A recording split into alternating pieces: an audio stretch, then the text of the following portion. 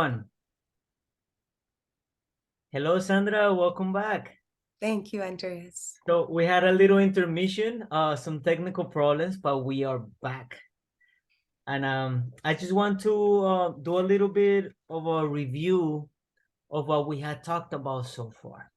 So far, Sandra has shared with us her testimony, her life story, how she was trafficked at the age of 11, but how it all started at home with her stepfather at the age of 7, how she went through the Department of Children and Families, 12 years old in Fort Lauderdale, and how pretty much her whole journey has been one of healing and coming out of that past and with God's help, healing all that trauma. And now she's become a light to heal others.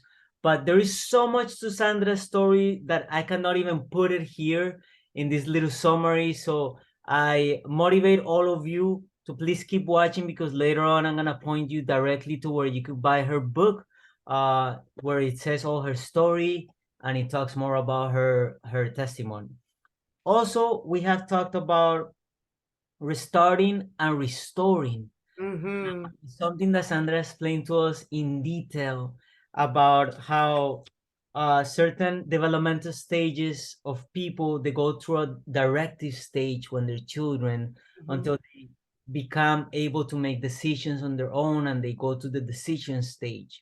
But when there is trauma involved, when there is sexual trauma involved in the directive state, then people or children never mature into the decision stage. So they have to restart. They have to go back and allow that developmental stage to go forth. That's right. And to restore, right?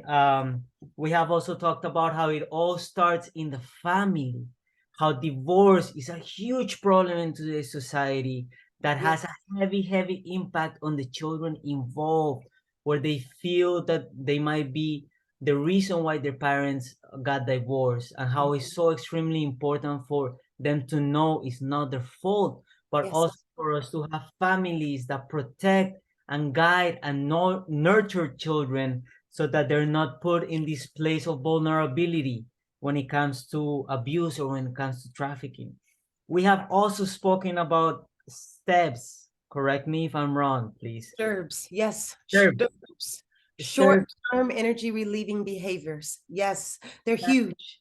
And it's huge because, especially in the soccer world, as some of you know, we play soccer to raise awareness of human trafficking. And a lot of people use soccer as a way to escape traumas or to escape their demons, so that will be the definition of STIRBs. It doesn't only have to be drugs. It could also be certain activities like maybe social media or video games or even soccer, right?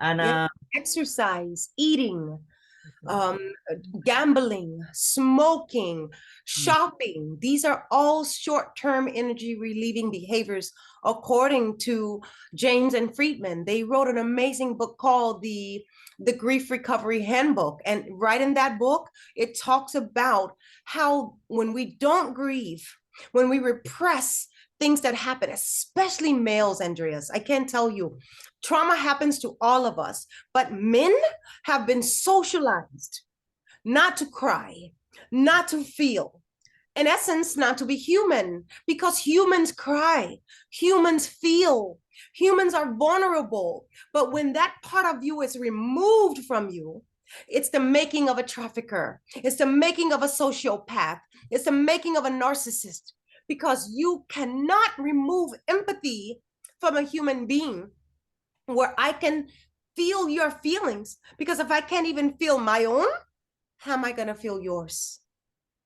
Wow. Yeah, that's extremely important. That's something else that we talked about, the culture of today, how things like pornography or even, teaching men not to feel their feelings, not to express their feelings, has brought us to this state where things like human trafficking happen, things where has brought us to this state where children are being sold for sex in our backyards. And Sandra has shared with us that this is a problem that happens right here, right now. Here. And even though some of us might not actually see it in our neighborhoods, but we know it's happening, right? And it's something that affects all of us. Yes.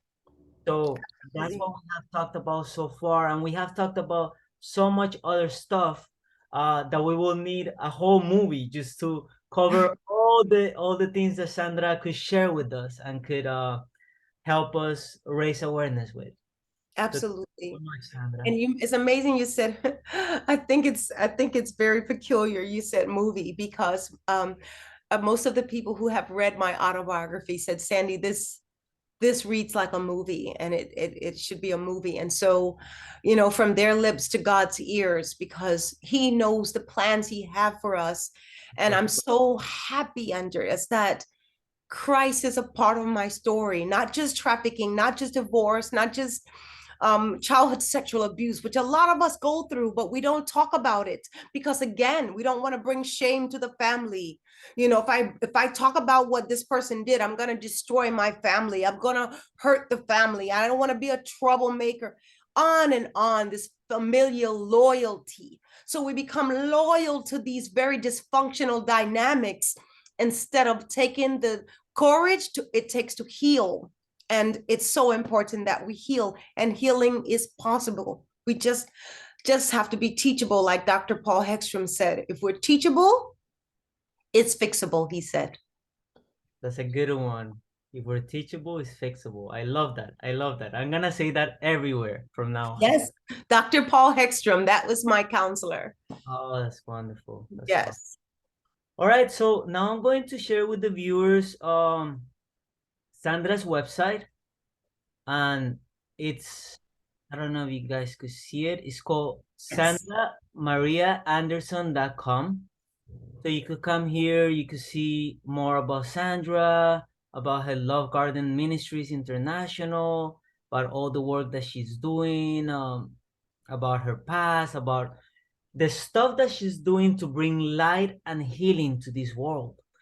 And I want to focus in, this is all her work. I want to focus in two specific things. She has the Joyce and Anderson Foundation for Mental Health and Wellness. Do you want to speak to us a little bit about this, Sandra? I will. So my sister Joyce is the one who really took care of my sisters and I. It's oftentimes the older sibling is parentified, right? And parentification is very common. That's when the older sibling takes care of the younger siblings. Now, there's nothing wrong with that. However, they shouldn't have the sole responsibility, being a child themselves, taking care of their younger siblings. But, you know, all too often, Andreas, that is the case. And with my sister Joyce, she did it, but she did it with such love and devotion and compassion. And she grew up also going through that divorce, and again, divorce, it destroys your children. You have to know that. I know there's sometimes we have to go through a divorce because of domestic violence, you know, because of other things, but there's a way to do it. You know, it's not what we do, but how we do it that keeps our child's mental health intact. But unfortunately, we don't talk about it, and children need to talk. How many times, Andreas, we think, oh, they're just young, they won't understand. No, they know at 4, at 3, they know something's wrong. Mom and dad is fighting all the time. Something is wrong. And I'm telling you, that is the birthplace for psychosis. That is the birthplace for mental health issues. We must talk. We must treat their little souls and spirit as valuable. Yes. Instead of being wrapped up in the drama of our own civil war with our partner. So my sister Joyce, my book is dedicated to her. So those of you who, when you get the book, that book is dedicated to her. The foundation is for her. And she was everything. You know, she kept us together through my mom's and dad's fights. When my parents divorced, you know, by that time she was old enough to be married, and my stepfather came in and he started doing things to me. And you know, like I said, time stops. The brain stops. it becomes too much and you begin to dissociate. And I remember my sister coming over to the house when I stopped school, because you can't go to school. How can you go to school when you're going through such trauma at home? And if you do go to school, you'll use it as an escape. And you're going to do one or two things. You're going to lean into those lessons, or you're going to dissociate so far away that you're there, but you're not there. And so I couldn't learn because I was going through so much trauma at home. And I remember being peddled by the principal. And back in those days, we would be peddled. And because I wasn't talking. And, you know, adults saw your silence as disrespect. Pedal means they would hit you? Yeah, pedal with a pedal. Yes, they would hit you. Yes, right here in America.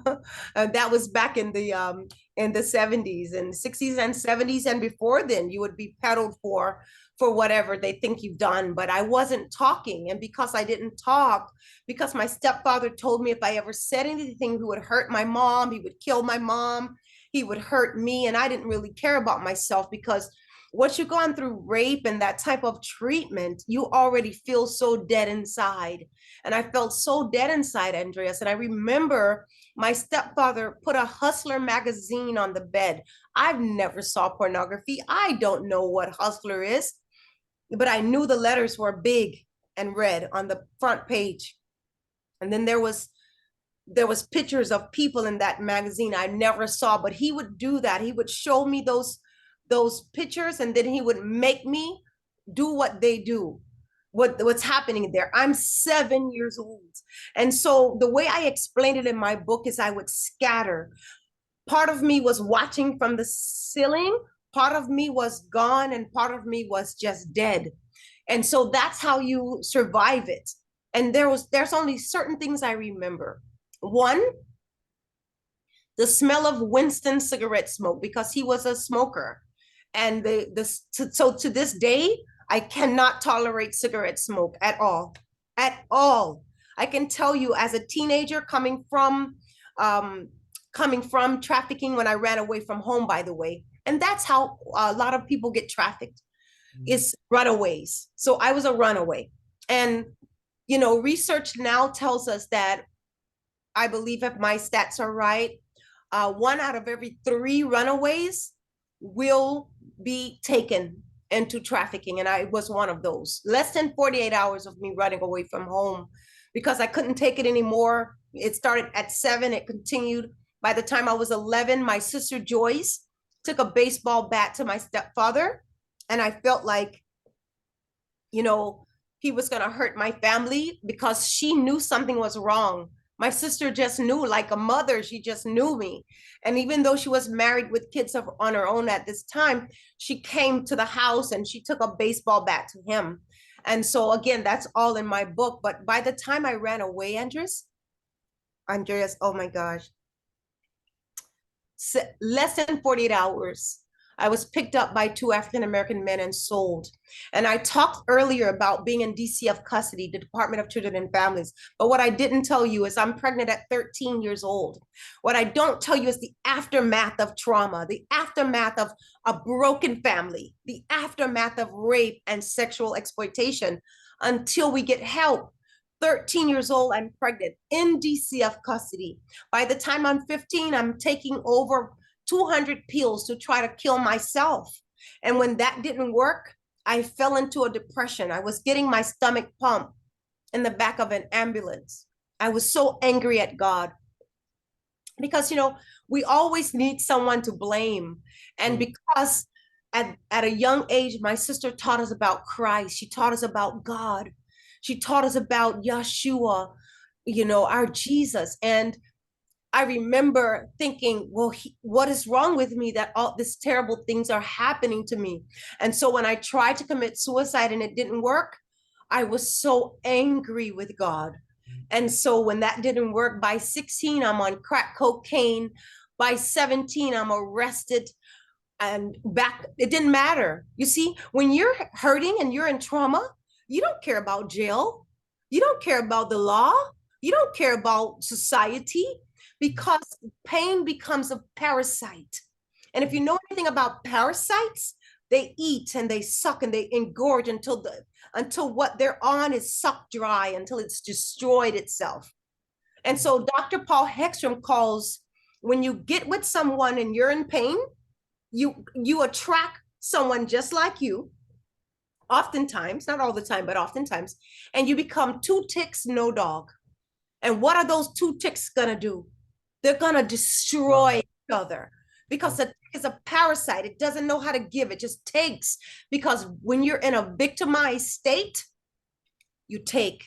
And so 16, I told you, I'm a full-blown crack addict because I just need something to anesthetize, to numb, to escape the pain. And I didn't know anything about drugs, but like I said, when you're in pain, you attract other people that's in pain. Yes. And the overlap of that is addiction.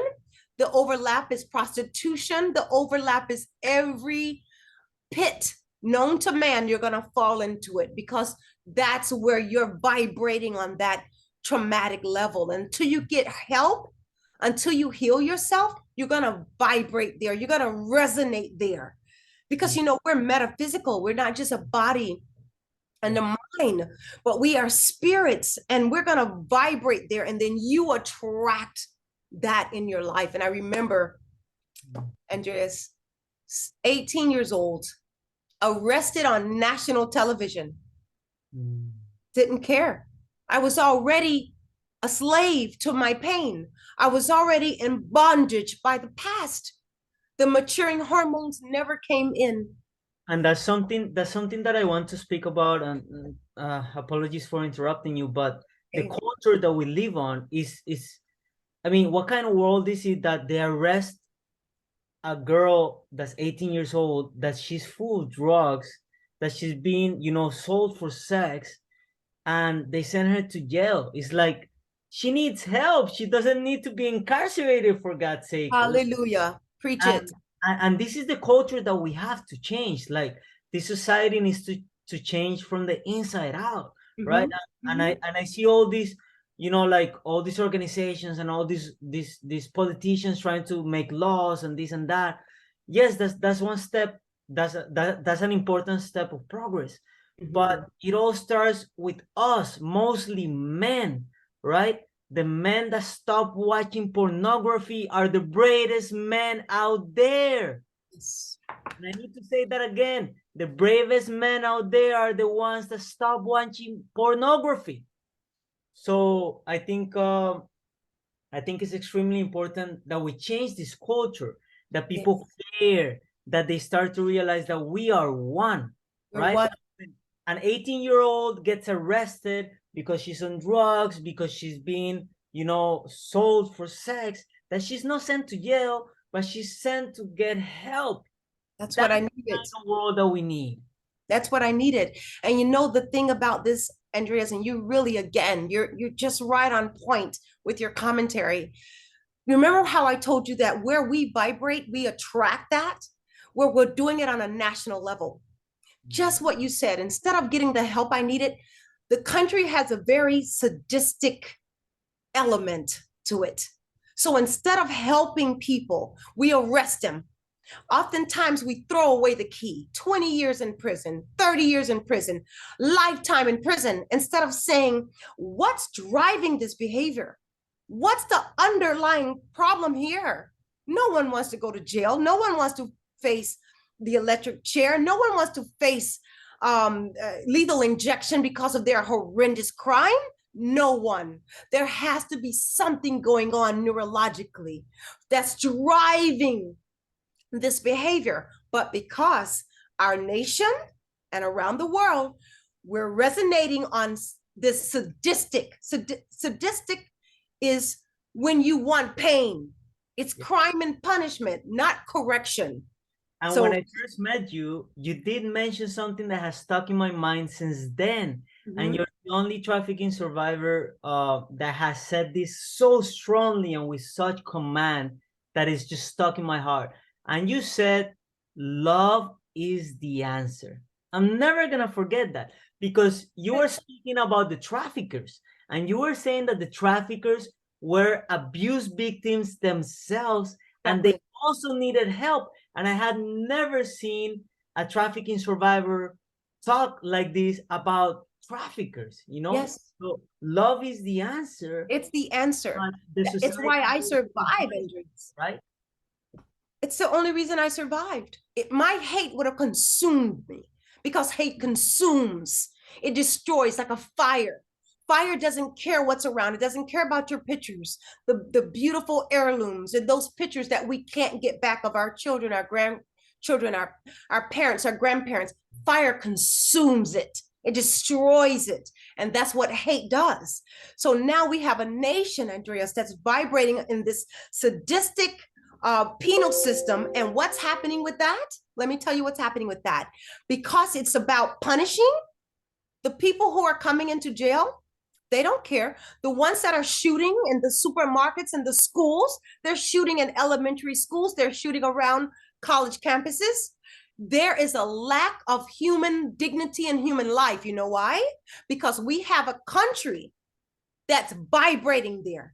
So you would think people, oh, I'm not going to do that. I don't want to go to jail. This transcends fear of incarceration. This transcends, hear this, fear of death. Wow. How you vibrate, you attract it. Like attracts like. And our nation is building more prisons because it's vibrating in this sadistic penal system. And now look what's happening all over the country. This lack of life, this lack of caring about human life. We see more and more of it, are we not? Yeah. Sandra, I can thank you enough, and you touched so many topics here that it's gonna take a while to just decompress everything and analyze everything. But I hope the viewers are really learning a lot from watching this and going and doing their own research and educating themselves. Right now, I want to take the time to show a little preview of a documentary that Sandra took part of. Yes. With your permission, I will share. And this is called Taking Innocence Project. And let me know if you could hear the sound, please. I have a daughter named Alexis, and she used to love to sit on my lap, and she would take her finger and she would twirl my hair. And it would be so annoying, but I loved it because she was so close to me. She was taken from this world too soon by the grips of abuse, addiction, and sex trafficking. We were at a hotel in the summer with other tourists.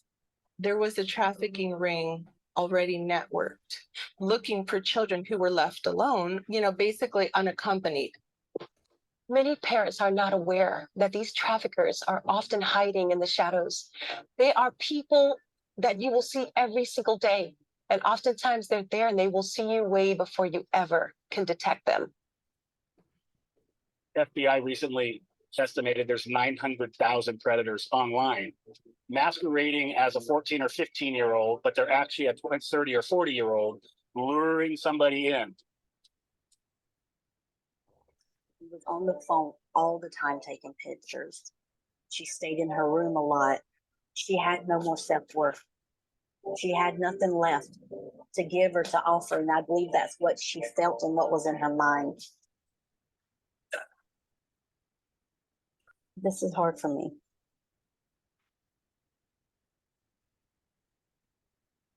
Oftentimes we have a misconception that says girls put themselves in a position. They put themselves in these risky positions and vulnerable positions to be trafficked. That is not the case. Some girls are being trafficked by girls their same age. So there's somebody that's in their peer group, somebody that knows them from school. So that's one of the trends we're seeing. That there could very well be many thousands of victims right now trying to get out, trying to figure out a way to get out, and they need a little assistance. And then at some point, they begin to believe just how worthless and how shameful and how embarrassed, and how guilty they have become. And they can no longer fight.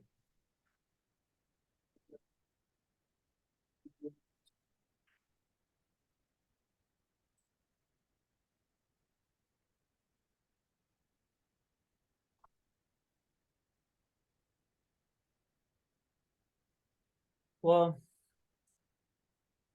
for those of you that don't know, these documentaries are already being released. You can find it on YouTube. I'll make sure to attach the link here on this video. And I mean, there's just no words, no words. But I'll let you say a little bit about the documentary, Sandra. The young lady that you saw in the very beginning of the film is Angel. I met her 5 years ago. I'm a counselor and a mentor, and she came into the home where I was the residential counselor. And when she came in, she was broken, she was addicted, and she was in pain because she just lost Alexis. And that's the young girl you saw in the video. She was killed. She was murdered by her traffickers, and she was taken into trafficking by friends. So we have to be so careful who we see as a friend, and we need the discernment of the Holy Spirit. We need a relationship with God so he could direct us and guide us. You know, there's a scripture in Proverbs that says, trust in the Lord with all your heart and don't lean into your own understanding, but in all your ways acknowledge the Lord and he will direct your path. We need the Lord to direct our path, because Andreas, how else will we know if this is a false friend, if this is a real friend? First, I would say, in wrapping up our time together, we need to heal. I would love to say we need to start with the family, but oftentimes that's the place where we're hurt. That's the one place that we felt the most hurt and the most trauma. But we need to find forgiveness. We need to find healing. And it doesn't start with them. It doesn't start with those. It starts right here. When I healed myself, I was able to help my family. I was able to help my mom. I was able to help my dad. I was able to help my siblings. And I was able to start the foundation for my sister Joyce in her memory of losing her life to mental health. And today I fight.